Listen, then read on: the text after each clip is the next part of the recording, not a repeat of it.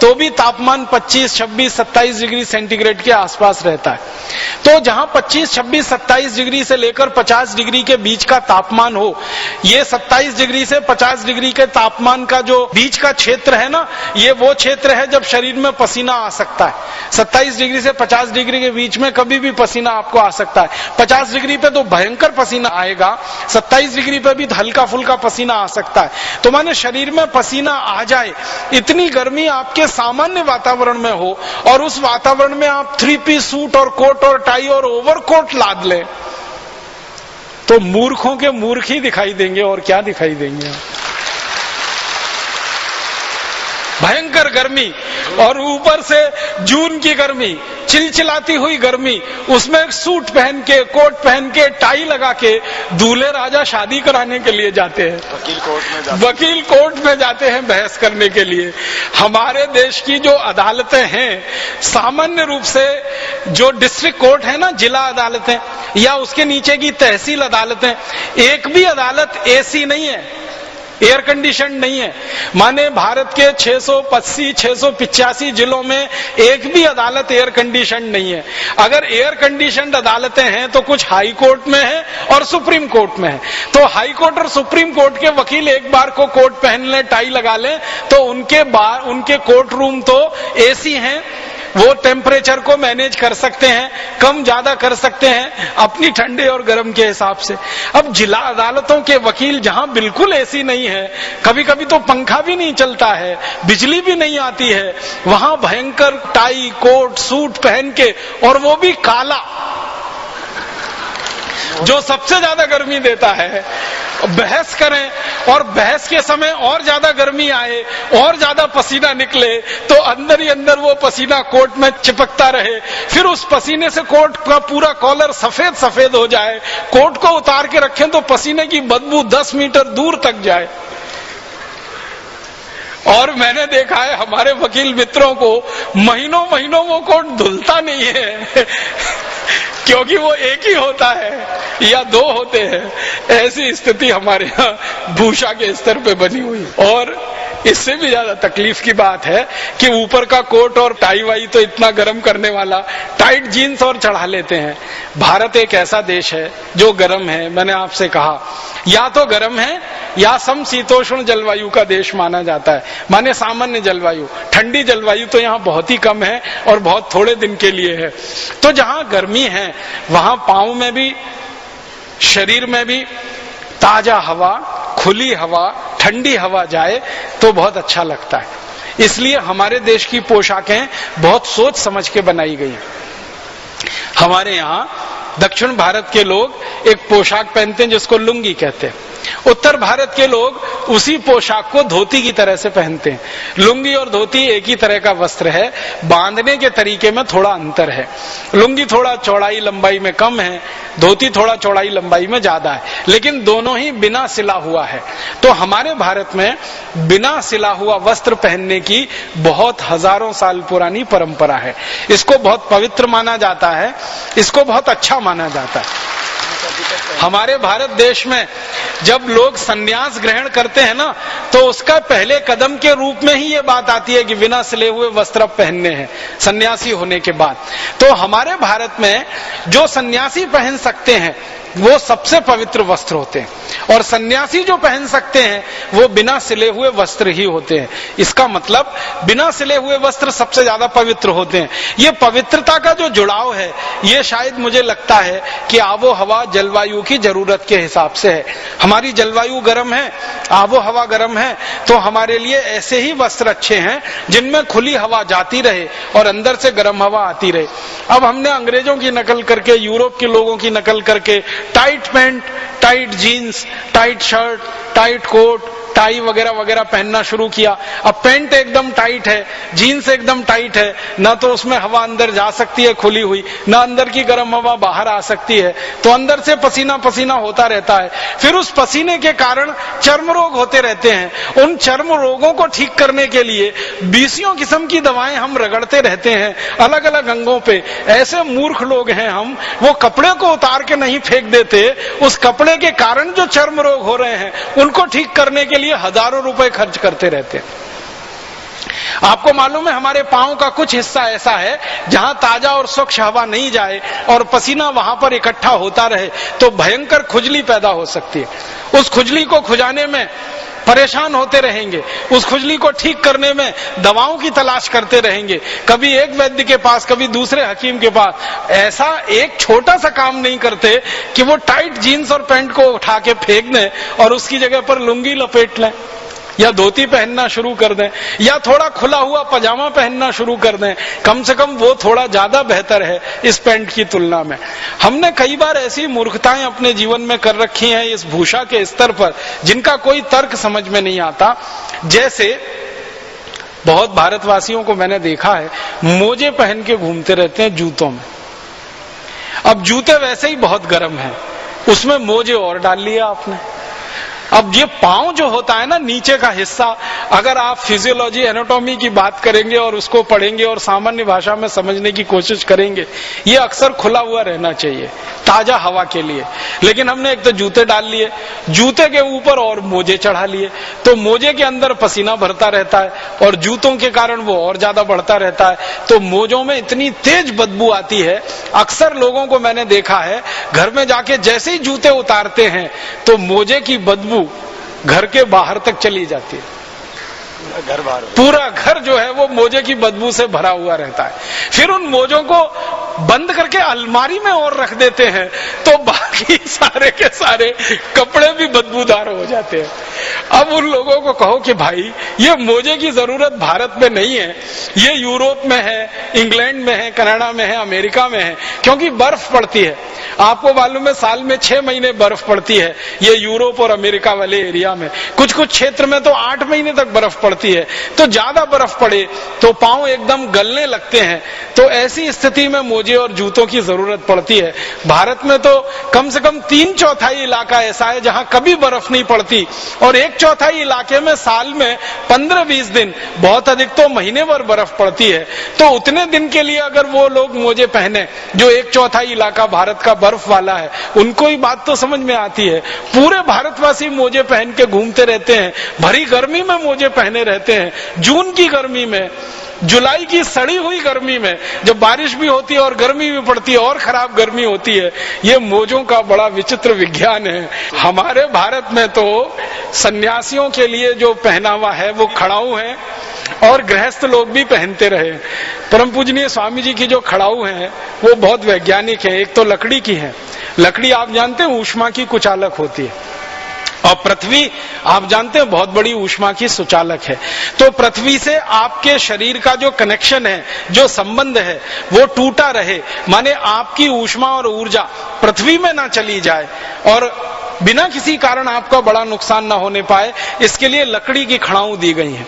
और लकड़ी जो है ऊष्मा की कुचालक होने के कारण पृथ्वी और आपके शरीर के बीच में एक माध्यम बन जाती है ताकि ऊष्मा का, ऊर्जा का, बेकार का प्रवाह पृथ्वी में ना होने पाए। इतने वैज्ञानिक तरीके से ये खड़ाऊ बनती है जिसका उपयोग हजारों साल से इस देश में होता रहा। हमने वो खड़ाऊ छोड़ दी और उस खड़ाऊ को छोड़कर यूरोप और अमेरिका की नकल करने वाले जूते खरीद लिए और उन जूतों में फंस गए मोजे और मोजे में फंस गई बदबू और बदबू में फंस गया पूरा घर और परिवार जो परेशान होता रहता है। राम भी तो खड़ा हुआ। हमारे देश में भगवान श्री राम का कहानी देखें, भगवान श्री कृष्ण का देखें, ये सब खड़ाऊ पहनने वाले लोग थे। श्री राम ने हमेशा खड़ाऊ पहनी, लक्ष्मण जी हमेशा खड़ाऊ पहनते रहे, बजरंगबली को देखें, हनुमान जी को वो खड़ाऊ पहनते रहे, श्री कृष्ण खड़ाऊ पहनते रहे, युधिष्ठिर, अर्जुन, नकुल, सहदेव, भीम, ये सब खड़ाऊ पहनकर हमारे महापुरुषों ने अपने अपने जीवन में बड़े बड़े काम किए। और आप तो जानते हैं एक हमारे यहाँ मुहावरा चलता है जो वास्तविकता पर आधारित है कि श्री राम ने अपना राज्य तो खड़ाऊ की मदद से ही चलाया। भगवान श्री राम तो गए नहीं गद्दी पर, कुर्सी पर बैठने के लिए, उनकी खड़ाऊ रखी रहती थी कुर्सी और गद्दी पर, उसके द्वारा राज्य चलाया जाता था। तो खड़ाऊ बहुत महत्व की चीज है हमारे देश में। जो खड़ाऊ 14 वर्षों तक किसी राज्य का संचालन कर सकती है और राम राज्य का संचालन कर सकती है। साधारण राज्य नहीं, राम राज्य। राम राज्य में जहां कोई दुखी नहीं है, कोई गरीब नहीं है, कोई भुखमरी का शिकार नहीं है, कोई बेरोजगार नहीं है, जहां अतिवृष्टि नहीं है, जहां अनावृष्टि नहीं है, माने जीवन का कोई दुखी नहीं है, ऐसा राज्य राम राज्य। और वो खड़ाऊ के द्वारा संचालित हुआ हो 14 वर्ष, तो अंदाजा लगा लीजिए खड़ाऊ का कितना बड़ा महत्व रहा होगा इस देश में। और भरत जो श्री राम के अनुज छोटे भाई, जब उनको बुलाने के लिए गए वन में, तो श्री राम ने कहा कि मेरी खड़ाऊ ले जाओ। तो बहुत हर्ष के साथ, खुशी के साथ भरत उन खड़ाऊ को अपने सिर पर रखकर राम राज्य तक लेके आए, माने अयोध्या तक लेके आए। खड़ाऊओं का स्थान सिर में रहा है, हमने अब वो जूते को देना शुरू कर दिया है। क्या हमारी संस्कृति का पतन हुआ है, कहां खड़ाऊ और कहां जूता। तो आप इस जूता संस्कृति से थोड़ा बाहर निकलें। ये सांस्कृतिक पतन है हमारा, जूते का पहनावा। और जूते का पहनावा ऐसा, एक जोड़ी जूता नहीं, दो नहीं, तीन नहीं, चार नहीं, 5, 10, 15, 20, 25, 50, और लोगों को ड्रेस के हिसाब से जूता। हम शायद इस उम्मीद में, इस कल्पना में इसको धारण किए रहते हैं कि इससे हमारा कोई स्टेटस सिंबल बढ़ता है। वो मूर्खता बढ़ती है। इसलिए हम इस सांस्कृतिक अधःपतन के इस स्तर पर आके खड़े हो गए हैं कि अपनी खड़ाऊ छोड़ी है, अपनी जूतियां छोड़ी हैं। भारत में ऐसा भी रहा है कि कुछ समय जब बहुत ठंड पड़ती रही है तो खड़ाऊ का उपयोग नहीं कर सकते, तो जूतियां इस देश में बनाई जाती हैं। जूतियां बहुत वैज्ञानिक है, जूतों की तुलना में तो बहुत ज्यादा वैज्ञानिक है। मैंने देखा राजस्थान में, मध्य प्रदेश में, गुजरात में, महाराष्ट्र के कई इलाकों में जूतियां बनती हैं। जूतियां इतनी अद्भुत होती हैं कि सीधे या उल्टे दोनों पैरों में दोनों को पहन सकते हैं, कभी भी बदल सकते हैं, बराबर घिसती हैं। जूते की तरह से नहीं होती, जूते को एक ही पैर में पहना जा सकता है, दूसरे पैर का जूता दूसरे पैर में नहीं आता। इसका माने जूतियां जूतों से श्रेष्ठ हैं, क्योंकि वो भारतीय और स्वदेशी उत्पादन का निशानी है, और जूता ये विदेशी उत्पादन की निशानी है। चमड़े की से बनती। और वैसे भी जूता जो है ना बहुत खराब ये माना जाता है हमारे यहाँ धार्मिक रूप से कि वो मरे हुए जानवरों की चमड़ी से बनाया जाता है। तो और हमारे यहाँ जूतियां जो बनती रही हैं वो स्वाभाविक मृत्यु से जो जानवर मरते हैं उनके चमड़े की ही जूतियां बनती हैं। लेकिन जूते बनाने के लिए जानवरों को कत्ल करना पड़ता है, मारना पड़ता है बेमौत समय से पहले, तब जाके वो कुर्म बनता है, उससे जूता बन पाता है। तो ये जूते में हम फंस गए। ये विदेशी माने एक तरह से अंधानुकरण, पश्चिमी अंधानुकरण या अंग्रेजी अंधानुकरण की दूसरी बड़ी निशानी है। इसी तरह से मैं एक दो बातें और कहना चाहता हूं भारतीय पहनावे के बारे में। ये जो धोती होती है या लुंगी होती है, जो बिना सिला हुआ कपड़ा है, इसको पहनने के लिए आप चाहें तो सैकड़ों तरीके से पहन सकते हैं, सैकड़ों तरीके से पहन सकते हैं।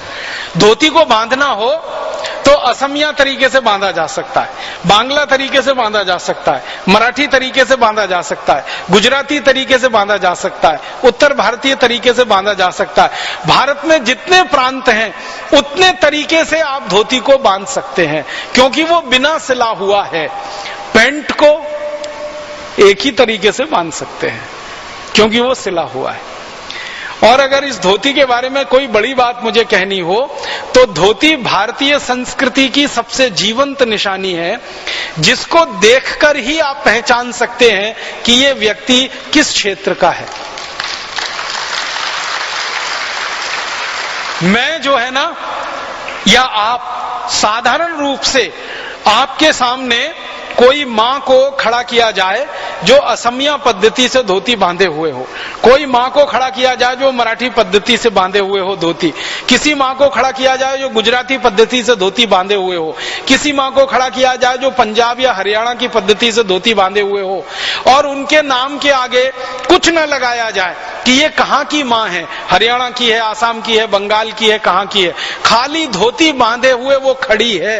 आप 1 मिनट में बता देंगे ये मां आसाम की है, ये मां बंगाल की है, ये मां पंजाब की है, ये हरियाणा की है, ये गुजरात की है, या ये जम्मू कश्मीर की है।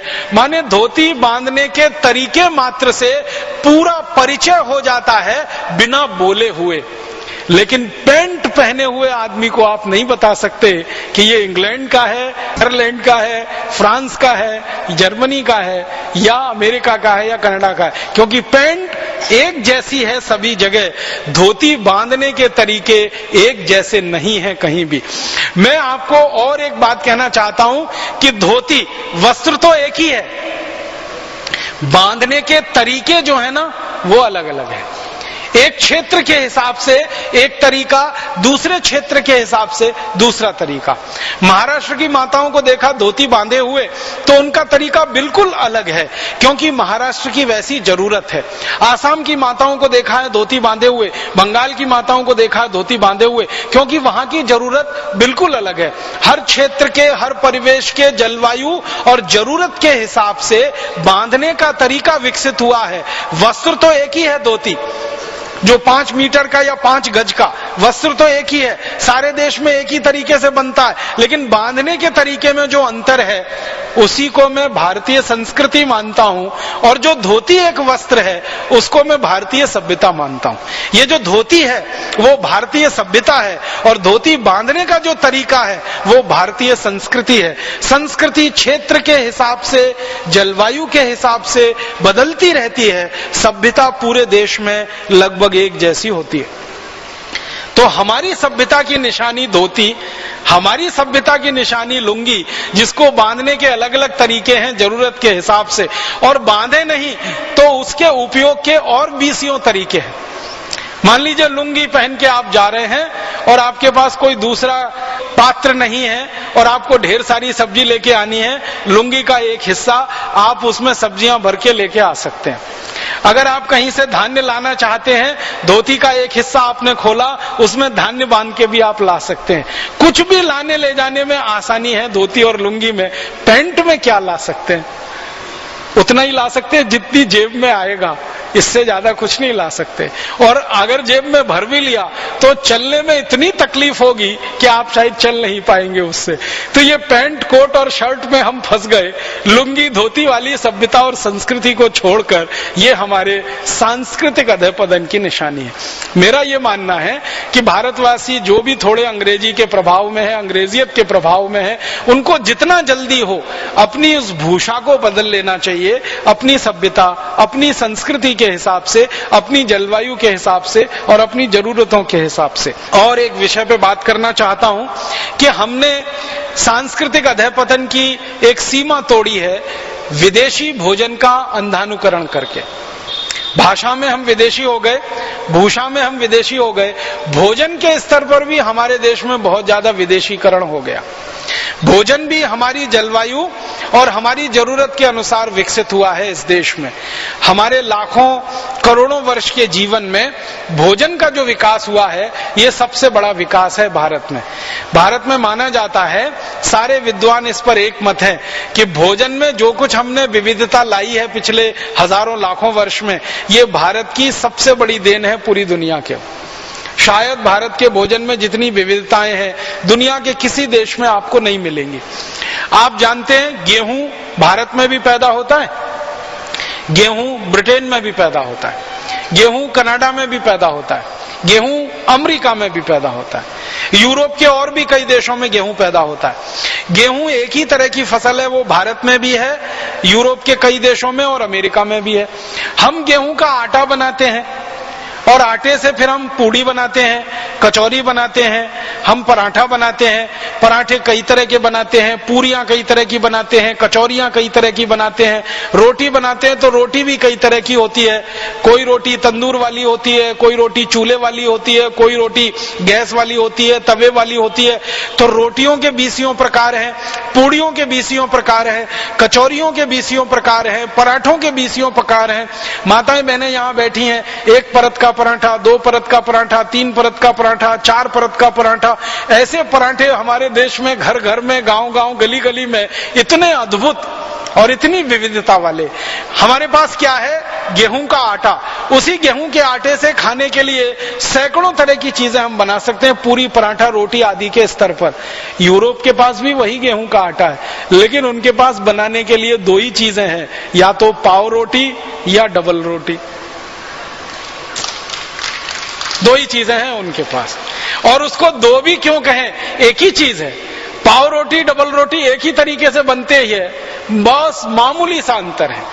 तो वो गेहूं पैदा करते हैं, गेहूं को पैदा करके आटा बनाते हैं, उस आटे से पाव रोटी डबल रोटी के अलावा तीसरी रोटी बना ही नहीं सकते वो।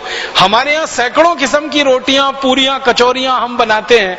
अब भारतवासियों का ये दुर्भाग्य है कि जिस भारत देश में हजारों साल से सैकड़ों किस्म के गेहूं के आटे से बनने वाले व्यंजन रहे हों, वो भारतवासी सवेरे से शाम तक पाव रोटी और डबल रोटी खाते हैं।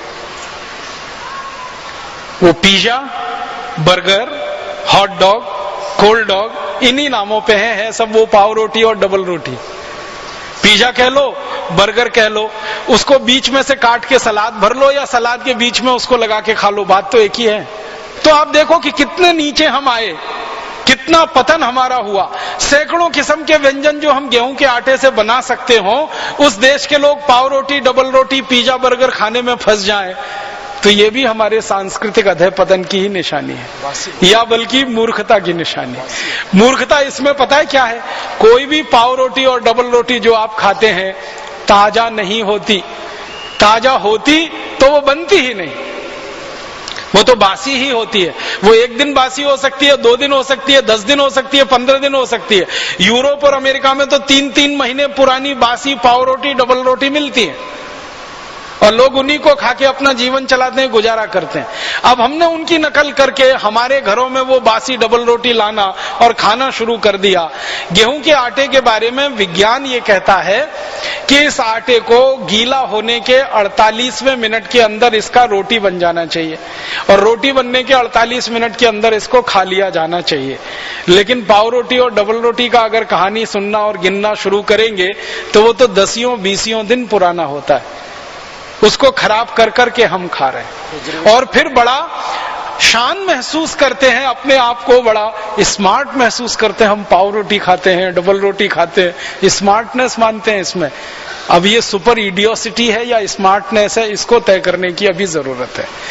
पढ़े लिखे घरों में, खासकर अंग्रेजी वाले घरों में, इस तरह के भोजन का इतना तेजी से प्रवेश हुआ है कि भारत का विविधतापूर्ण व्यंजन अब उनके घरों से गायब हो गए हैं, बाहर हो गए।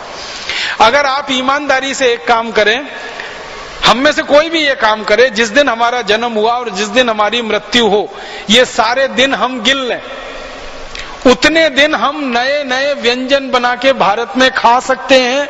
इतनी विविधता इस देश में हजारों साल से उपलब्ध रही है।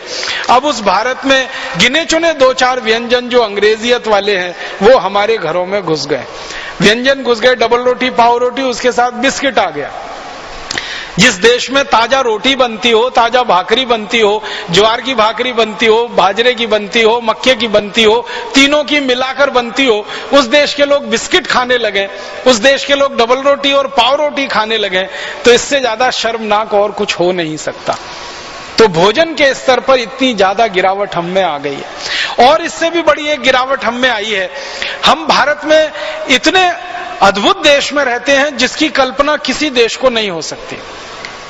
हम भारत में ऐसे स्थानों पर रहते हैं जहां हमको ताजा सब्जी सुबह और शाम दोनों समय उपलब्ध होती है। भारत के किसी भी राज्य में आप रहते हो, ताजा टमाटर, ताजा मटर, ताजा गाजर, ताजा मूली, ताजा पालक, ताजा मेथी, ताजा बैंगन, ये सारी सब्जियां ताजी की ताजी सुबह भी मिलती हैं, शाम को भी मिलती हैं और आपके घर तक आकर कोई देके जाता है।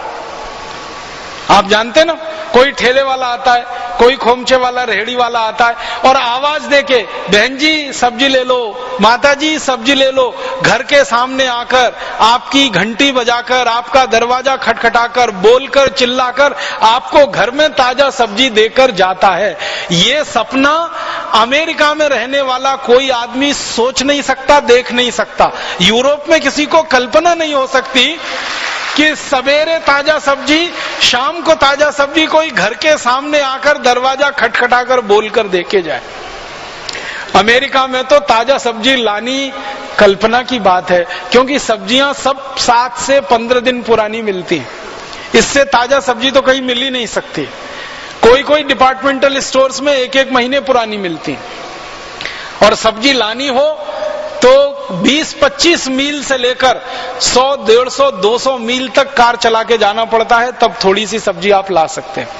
यहाँ घर के सामने कोई आपको सब्जी देकर जाता है, और सब्जी ही नहीं देता, आपका हालचाल भी पूछ लेता है। माता जी कैसी हैं, बिटिया आपकी कैसी है, तबीयत ठीक है कि नहीं ठीक है। आप सब्जी लो या ना लो, वो आपके घर की कुशल क्षेम पूछेगा, आप उसके घर की कुशल क्षेम पूछेंगे। माने हमारा उससे आत्मीय संबंध हो जाता है। ऐसा आत्मीय संबंध किसी भी डिपार्टमेंटल स्टोर वाली संस्कृति में हो नहीं सकता, इसकी कोई कल्पना किसी को नहीं।